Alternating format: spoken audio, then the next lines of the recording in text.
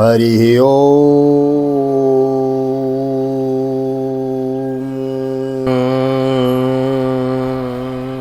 जय श्री राधे, जय श्री कृष्ण। आप सभी को हृदय से प्यार भरी राधे राधे। एक बार पुनः आप सभी का बहुत बहुत स्वागत है आप ही के यूट्यूब चैनल विकी वीपीएस परिवार श्री धाम वृंदावन में राधेश्याम वशिष्ठ बहुत बहुत स्वागत करता हूँ। ले चलता हूँ आज की पावन कथा प्रसंग में, जिसके अंतर्गत चतुर्थ स्कंद के सप्तविंशो अध्याय 27वें अध्याय में हम प्रवेश करेंगे और बड़ी सुंदर पुरंजन उपाख्यान की कथा हम श्रवण कर रहे हैं।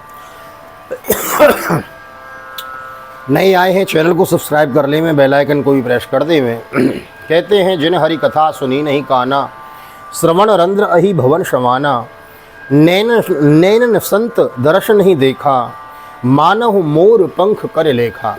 जिसके कानों ने भगवान की कथा ना सुनी हो, जिसके नेत्रों ने गोविंद का दर्शन न किया हो, उसके कान तो महाराज सांप की बामी के समान हैं और नेत्र मोरपंख के समान हैं, केवल देखने में ही सुंदर हैं। तो अपने नेत्रों से गोविंद का दर्शन करें और कानों से भगवान की कथा श्रवण करें। तो श्रवण की विधि में श्रवणा भक्ति प्रथम भक्ति बताई गई है। श्रवणम कीर्तनम विष्णु स्मरणम पाद सेवनम। तो श्रवण भक्ति की ही उपासना में हम लगे हुए हैं, जिसके अंतर्गत नित्य भागवत की मूल पाठ की हम मूल कथा यथारूप श्रवण कर रहे हैं। नए आए हैं चैनल को सब्सक्राइब कर दें में, बेल आइकन को भी प्रेस कर दें में। आइए मेरे साथ गोविंद नाम गुनगुनाइए। श्री कृष्ण गोविंद हरे मुरारी, हे नाथ नारायण वासुदेव। श्री कृष्ण गोविंद हरे मुरारी, हे नाथ नारायण वासुदेव। हे नाथ नारायण वासुदेव, हे नाथ नारायण वासुदेव।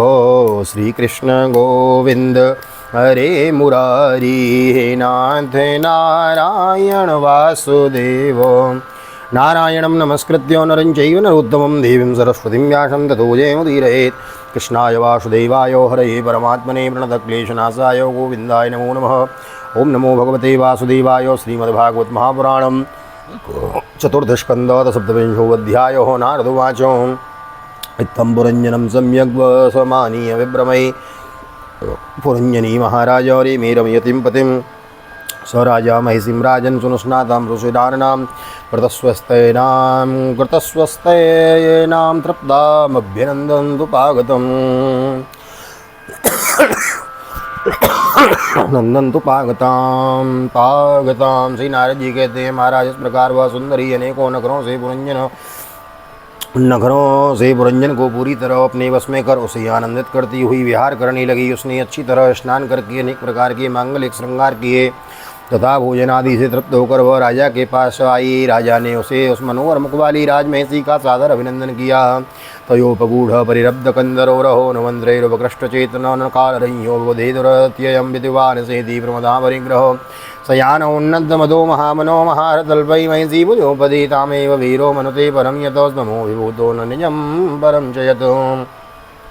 पुरंजनी ने राजा का आलिंगन किया। राजा ने उसे गले लगाया। फिर एकांत में मन की अनुकूल रहस्य की बातें करते हुए वह ऐसा मोहित सा हो गया कि उस कामिनी में ही चित्त लगा रहने के कारण उसे दिन रात से भेद के निरंतर बीतते हुए कमल की दुस्तर गति का भी कुछ पता न चला। मद से छका हुआ मनस्वी पुरंजन अपनी प्रिया की भुजा पर सिर रखे महामूल्य सैया पर पड़ा रहता। उसे तो वह रमणी की ही जीवन का परम फल जान पड़ती थी। अज्ञान से आवृत हो जाने के कारण उसे आत्मा अथवा परमात्मा का कोई ज्ञान न रहा। तयैव रोमाणस्य काम कसमलचित सजनार्दमेव राजेन्द्र प्रतिक्रांत्यं नवं वयो।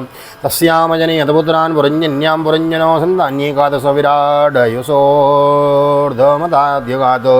दुहित दुदृशोत्तरशतं पितृमात्र यशस्करीति श्रीलोर्धार्य गुणोपेता पौरंजन्यं प्रजापते स पंचालपति पुत्रान् पितृवंशान् विवर्धनान् दारैः संयोजयामास द्वैत्रहुशतशैर्वृतैः। पुत्राणां चावन्पुत्रा एकैकस्य शतं येर्वे पुरंजनो नावंशं पंचालेषु समेधित तेषु तद्दीप्तहारेषु ग्रहकोशानुजीविषु निरूढेन ममत्वेन विशेषन्यवध्यतः। राजन इस प्रकार कामातुरचित्त से उसके साथ विहार करते राजा पुरंजन की जवानी आधे क्षण के समान बीत गई।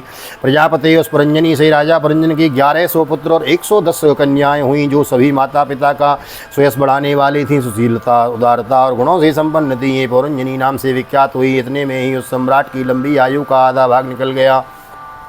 फिर पांचाल राज पुरंजनी ने पितृ वंश की वृद्धि के करने के वाले पुत्रों के बंधुओं के साथ और कन्याओं का उससे योग्य वरों के साथ विवाह कर दिया। पुत्रों में से प्रत्येक के 100 पुत्र हुए। उनसे वृद्धि को प्राप्त होकर पुरंजन का वंश सारे पांचाल देश में फैल गया। इन पुत्र पौत्र गृह को सेवक और मंत्री आदि में दृढ़ता हो जाने से वह इन विषयों में ही बध गया।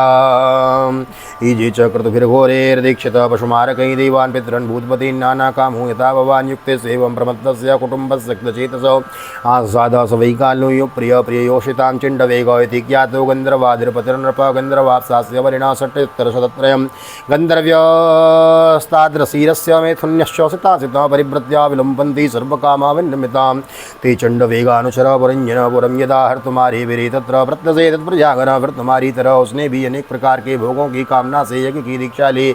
तरह तरह के पशु हिंसा में घोर यज्ञों से देवता पितर और भूतपतियों की आराधना की। इस प्रकार वह जीवन भर आत्मा का कल्याण करने वाले कर्मों की ओर से असावधान होकर कुटुंब पालन में व्यस्त रहा। अंत में वृद्धावस्था का वह समय आ पहुंचा जो स्त्री लंपट पुरुषों को बड़ा प्रिय होता है। राजन चंडवेग नाम का एक गंधर्वराज है, उसके अधीन 360 महाबलवान गंधर्व रहते हैं। इसके साथ मिथुन भाव से स्थित कृष्ण और शुक्ल वर्ण की उतनी ही गंधर्वियाँ भी थी। ये बारी बारी से चक्कर लगाकर भोग विलास की सामग्रियों से भरी पूरी नगरी को लूटती रहती हैं। गंधर्वराज चंडाल वेग के उन अनुचरों ने जब राजा पुरंजन के नगर को लूटना आरंभ किया तब उन्हें 5 फन के सर्प प्रजागर ने रोका।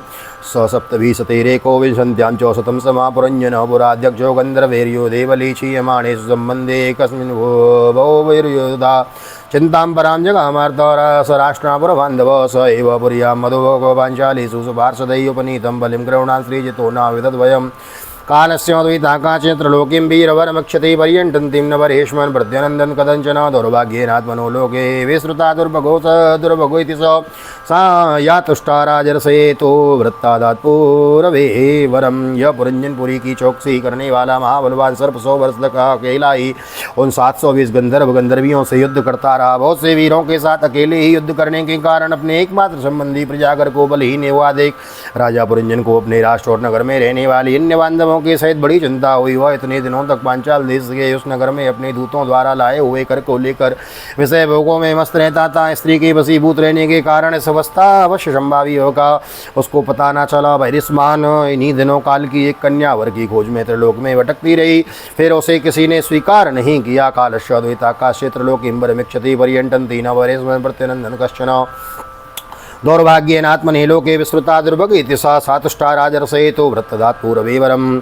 जरा बड़ी भाग्यहीन थी वह कालकन्या, जरा बड़ी भाग्यहीना थी, इसलिए लोग उसे दुर्भगा कहते थे। एक बार राजर्षि पुरु ने पिता को अपना यौवन देने के लिए अपनी ही इच्छा से उसे वर लिया था। इससे प्रसन्न होकर उसने उसे राज प्राप्ति का वर दिया था। कदाचित् मनासा स ब्रह्मलोकान् मही गतां बिभ्रे बृहद्व्रतं मां तो जानतीं काममोहितां मयि संरम्य विपुलमदाक्षापं सुदुस्सहं स्थातुमर्हते मरसिकत्र मध्याञ्चान् विमुखो मुनिः ततो वियत संकल्पो कन्यकाय वनेश्वरं मयोपदिष्टमासाद्य बभ्रे नाम्ना वयं पतिं वृषभ यवनानां त्वां व्रणे वीरेप्सितं पतिं संकल्पस्त्वयि भूतानां कृतं किल नरिष्यति द्वाविमावनशोचन्ति बाला वसदवदग्रहो यल्लोको शास्त्रोपनतं नराति न तदक्षति। एक दिन में ब्रह्मलोक से पृथ्वी पर आया तो वह घूमते घूमते मुझे भी मिल गई। जब मुझे नैष्ठिक ब्रह्मचारी जानकर भी कामातुर होने के कारण उसने वरना चाहा, मैंने उसकी प्रार्थना स्वीकार नहीं की। इस पर उसने अत्यंत कुपित होकर मुझे यह दुस्साप दिया कि तुमने मेरी प्रार्थना स्वीकार नहीं की, अतः तुम एक स्थान पर अधिक देर ठहर न सकोगे। तब मेरी ओर से निराश होकर उस कन्या ने मेरी सम्मति से यवन राज भय के पास जाकर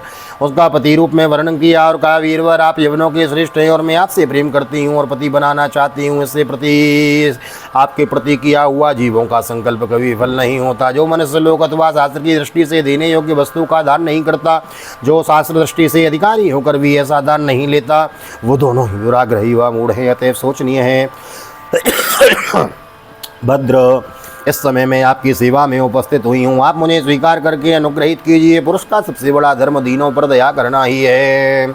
अतो भजस्व मां भद्र भजन्ति मे दया करो एतावान् पौरुषो धर्मो यदार्थानानुकम्पते कालकन्योदितवचो निशम्य वनेश्वर चिकीर्षुर्देव गृह्यं से स यस्स्मितं तामभासत मया निरूपितस्तुभ्यं परिपतिरात्मा समाधिनो नाभिनन्दन्ते लोको इयं त्वामो भद्रां सम्मतां त्वम् अव्यक्तगतिर्भुङ्क्ष्व लोकं कर्म विनिर्मितं द्रवितं यदि याहि मे व्रतनायुक्ता प्रजानासं प्रणेस्यसि प्रज्वारोऽयं मम भ्राता तुम च मे भगिनी भव चरायुमाभ्यां लोकेऽस्मिन् न व्यक्तो भीमसैनिकाः।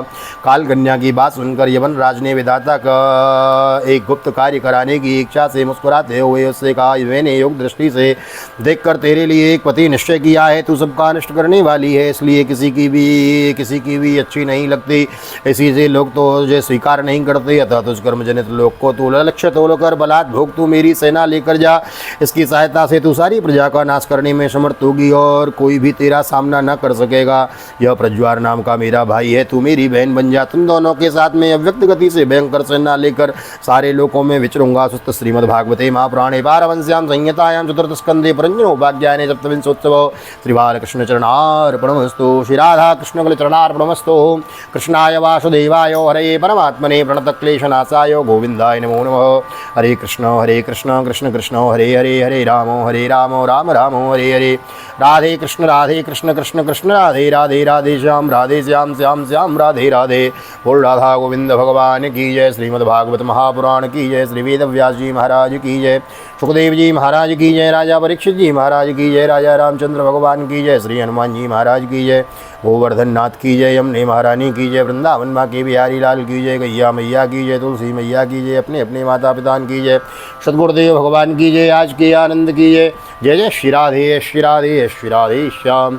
जय जय राधे जय जय श्याम। सबको मिले वृंदावन धाम, ऐसी प्रार्थना मेरी ठाकुर जी के चरणों में। यहाँ तक वीडियो बने हैं, वीडियो को लाइक कर दीजिए, शेयर कर दीजिए, कमेंट में भागवत भगवान की जय लिख दीजिए। मिलते हैं अगले अध्याय में, तब तक के लिए श्री धाम वृंदावन से आप सभी को हृदय से प्यार भरी जय श्री राधे जय श्री कृष्ण। हरि ओम।